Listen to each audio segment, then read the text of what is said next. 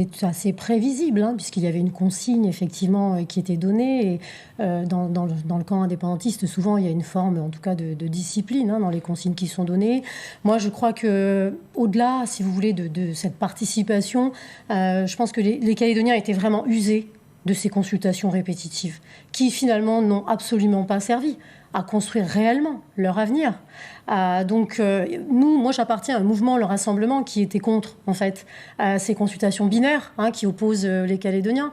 On a fracturé trop de fois les Calédoniens ces dernières années autour de ces consultations où un dimanche ils allaient s'opposer les uns aux autres.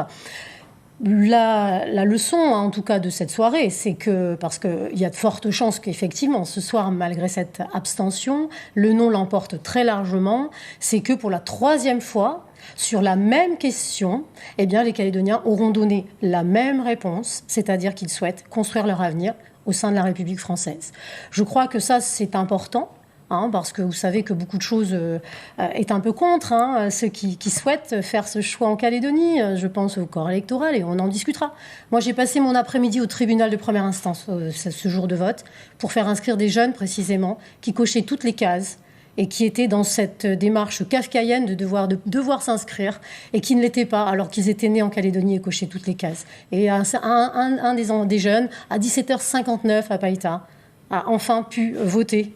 Vous voyez un peu, un autre à 1 heure de la fermeture des bureaux à Nouméa. On ne peut plus diviser notre société ainsi. Il faut aujourd'hui la rassembler.